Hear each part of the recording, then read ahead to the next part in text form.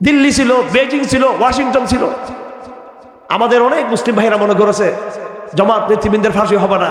America মানবাধিকার চায়, America গণতন্ত্রের কথা বলে, এটা হয়ে গেছে কিন্তু ঘটনা। কেউ রক্ষা করবে না আপনাদেরকে, আমাদেরকে কেউ। এই কথা প্রমাণ হয়েছে। বিগত আমলে ইসলামপন্থীদের ফাঁসি হয়েছে, যারা জিহাদের কথা বলে তাদেরও হয়েছে, যারা গণতন্ত্রের কথা বলে তাদেরও ফাঁসি হয়েছে। কিন্তু আপনি মনে করবেন না গণতন্ত্রের কথা বললে ওদেরকে খুশি করার জন্য আল্লাহ পাক বলেন ওয়ালান তারদা আনকাল ইয়াহুদ ওয়ালান নাসারা হাত্তা তাত্তাবিআ মিল্লাতাহুম। বাতি আছে, ওরা তোমাদেরকে যতক্ষণ পর্যন্ত পরিপূর্ণ ইসলামকে ত্যাগ করে মুরতাদ হবে না, মুনাফিক হয়ে যাবে না, ততক্ষণ তারা তোমাকে আপন মনে করবে না। আমরা মনে করতেছি যে ভারতের সাথে তাল মিলালে, আমেরিকার সাথে তাল মিলালে আমরা ক্ষমতায় পৌঁছতে পারবো। হ্যাঁ, ক্ষমতায় পৌঁছবেন, আকাশে উঠবেন, পরে ধাস করে পড়ে যাবেন একদিন। আর আল্লাহ যাদেরকে ক্ষমতায় নিয়ে যাবে, সাহাবায়ে কেরামদেরকে নিয়ে গেছেন কিনা? সাহাবায়ে কেরামদের ক্ষমতার পতন হয় নাই। খেলাফতে রাশেদের পরে বনু উমাইয়ারা আসছে, বনু উমাইয়ার পরে বনু আব্বাসিয়ারা আসছে, আব্বাসিয়াদের পরে উসমানী খেলাফত আসছে। এরপরে মুসলমান যখন দিন থেকে বিচ্যুত হলো, আল্লাহ পাক মুসলমানদেরকে কাফিরদের গোলাম বানিয়ে দিয়েছে। এটা আমাদের দোষের কারণে। যতদিন মুসলমান কোরআনের শিক্ষার উপরে ছিল ততদিন তারা রাজা ছিল। আর যখন থেকে মুসলমানরা এই মানবতাবাদ, ঘোড়ার ডিমের জাতীয়তাবাদ, ধর্মনিরপেক্ষবাদ বলা শুরু করলো, তুরস্ক থেকে শুরু হয়েছে এই ফাইজলামিটা। প্রথমে ইয়াং তুর্কি, আরো 100-150 বছর আগে থেকে। আর আরব জাতীয়তাবাদ, আরবরা বলতে লাগলো আরব জাতীয়তাবাদ। যখন মানুষ ইসলাম ছেড়ে, খেলাফত ছেড়ে, শরীয়ত ছেড়ে গণতন্ত্র, সমাজতন্ত্র আসছে পরে, জাতীয়তাবাদ, মানবতাবাদ এইসব স্লোগান দিতে লাগলো। এবং শিল্প বিপ্লবের পরে মুসলমানরা যখন নাকি ব্যাপকভাবে বস্তুবাদকে যখন প্রশ্রয় দিল, তখন এই মুসলমানদের প্রশ্নতন্ত্র শুরু হতে লাগলো। আবার সেই মুসলিম উম্মাহ যখন ফিলিস্তিনে এবং খুরাসান, আফগানিস্তানে, আফ্রিকাতে, লিবিয়াতে, ইয়ামানে, আফ্রিকার প্রত্যন্ত অঞ্চল জুড়ে আবার যখন মুসলমান যখন ফিরে আসতো জিহাদের মধ্যে, আবার তারা বিজয় লাভ করলো। কথা ঠিক না বেঠিক? আমার ভাইয়েরা, আমাদেরকে কোরআনকে আঁকড়ে ধরতে হবে। সম্মানের পথ এটা কোরআনের পথ, কোরআন যেভাবে বলা আছে। আমি কিছু আয়াত তেলাওয়াত করেছি। এই আয়াতগুলো উদ্দেশ্য হচ্ছে মুসলিম সমাজের মধ্যে দুটো ভাগ আল্লাহ পাক করে দিয়েছেন। আলিফ লাম মিম আহাসিবান নাসু আন ইউতরাকু আন ইয়াকুলু আমান্না ওয়া হুম লা ইফতানুন ওয়া লাকাদ ফাতান্নাল্লাযীনা মিন ক্বাবলিহিম ফালায়ালামান্নাল্লাহুল্লাযীনা সাদাকু ওয়া লায়ালামান্নাল কাযিবিন। আহাসিবান নাস, মানুষেরা কি মনে করে আমি তাদের কেমনে ছেড়ে দিব পরীক্ষায় না ফেলা ছাড়া? আমি তাদেরকে পরীক্ষায় নিক্ষিপ্ত করব। পরীক্ষায় নিক্ষিপ্ত করার পরে আমি দেখব তাদের মধ্যে কারা সত্যবাদী, কারা মিথ্যাবাদী।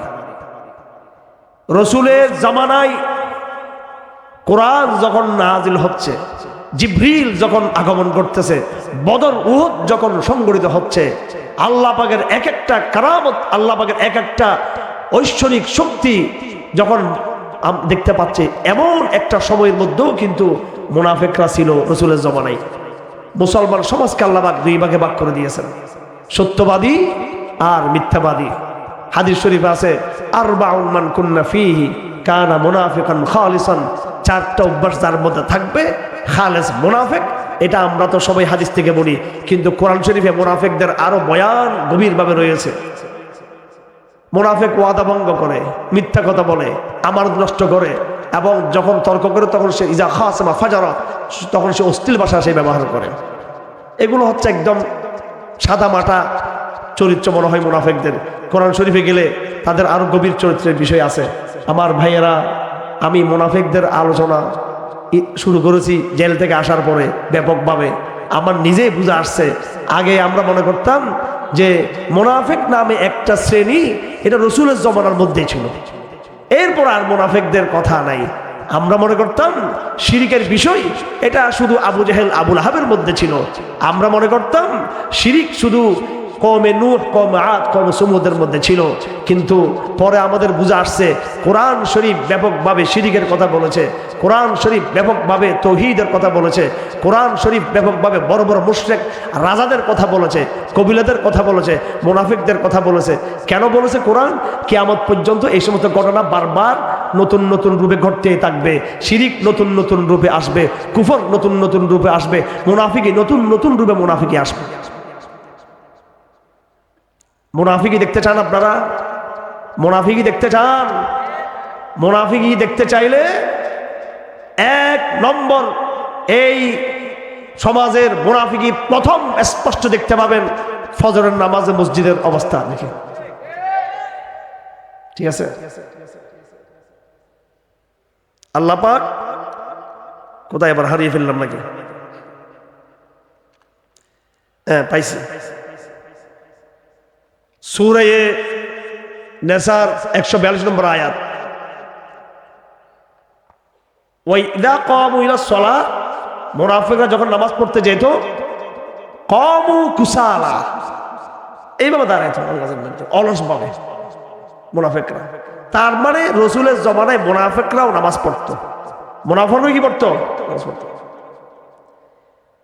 এবং মুনাফিকদের যে সর্দার ছিল, ওরও তো আল্লাহ কত ভাষ দেওয়া দিয়েছে কোরআন শরীফে। মুনাফিকদের সর্দার নাম কি? আব্দুল্লাহ ইবনে উবাই ইবনে সুলুল, যার সন্তান কিন্তু সাহাবী ছিল, সে কিন্তু মুনাফিক ছিল। এই মুনাফিকদের নেতার কাজ কি ছিল জানেন? মসজিদে নববীতে জুমার দিন আল্লাহর রাসূলের ঐতিহাসিক মোবারক খুতবার আগে উদ্বোধনী ভাষণ তিনিই দিতেন সবসময়। কথা বুঝেন নাই মনে হয়? কথা বুঝেন নাই? উদ্বোধনী ভাষণ তিনি দিতেন। কি বলতেন? ইয়া আইয়ুহান নাস হাযা নাবিয়্যুকুম ফানসুরুহু ওয়া আমিনু বিহি ওয়াত্তাকুল্লাহ। এগুলো ওয়াজ করতে সে, হে মদিনার লোকেরা, সাহাবারা, ইনি আল্লাহর রাসূল, আল্লাহকে ভয় করো, তার প্রতি ঈমান আনো, তাকে সাহায্য করো। এই মুনাফিক মৃত্যু এগুলো ওয়াজ করতে সে মসজিদের মধ্যে। এখন রাসূলুল্লাহ তারা ছাড় দিয়েছে কি জন্য? সামাজিক লিডারশিপ, সামাজিকতার কারণে। আমার ভাইয়েরা,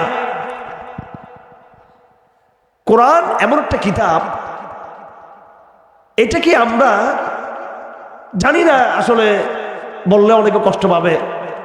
যারা সাধারণ গরিব মানুষ, সমাজের বা সাধারণ মানুষ, শিক্ষিত সাধারণ সমাজের লোক, আলেম না যারা, সাধারণ মানুষ, সাধারণত আমাদের যারা একটু অশিক্ষিত বা কম পড়ালেখা, তারা কোরআনকে মনে করে এটা তাবিজের কিতাব, একটা আস্তে একটা তাবিজের কিতাব।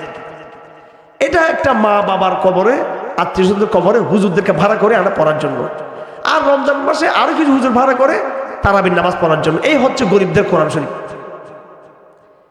আর যারা দেশের কর্ণধার, এলিট শ্রেণী, তারা তো কোরআনকে প্রত্যাখ্যান করেছে, তারা তো কোরআন নাই তাদের মধ্যে। আমরা যারা ওলামায়ে কেরাম, আমরা এই কোরআনটাকে বানিয়েছি খুব সীমিত। মাদ্রাসায় জালালাইন শরীফ পড়ার আগে কোন কোন মাদ্রাসা 10 পারা কোরআন শরীফ তর্জমা পড়ে, শাহানুল পড়ে শেষ, আরবি গ্রামার সাহিত্য এতটুকু। কিন্তু কোরআনের যে মূল যে দাওয়াতি বার্তা, একটা, আমি কথা দেরি করব না, স্বল্প সময় কথা শেষ করব। এই প্যান্ডেল থেকে যারা এখানে সভাপতি হয়েছি, একটা বার্তা বা মেসেজ নিয়ে যাওয়ার চেষ্টা করব। সাহাবায়ে কেরাম কোরআনকে চর্চা করেছেন, এই কোরআন দিয়ে তারা একটা রাষ্ট্র বিনির্মাণ করেছেন, একটা সভ্যতা বিনির্মাণ করেছেন। শেখ সাদি বলেন, ইয়তীমে কে না করদা কোরআন দুরুস্ত, কুতুব খানায়ে চন্দ মিল্লাত বসুস্ত। একজন এতিম মুহাম্মদ ইবনে আব্দুল্লাহ সাল্লাল্লাহু আলাইহি ওয়াসাল্লাম, যিনি ভালো করে পড়তে শিখেন নাই, লিখতে জানেন না, ইনি আগের জমানার 1000 বছরের বিভিন্ন বই, পুস্তক, সাহিত্য, ধর্ম, মতবাদ সবগুলোকে এক নিমিষে দুলিশ্বাত করে দিল, ধুয়ে ফেলে দিল এই কোরআন শরীফ। কোরআন এটা কোনো শুধু বরকতের কিতাব না, বরকত অবশ্যই আছে। এক এক অক্ষরে বহুত বহুত নেকি, ছোটবেলা থেকে আমরা সেটা শুনেছি।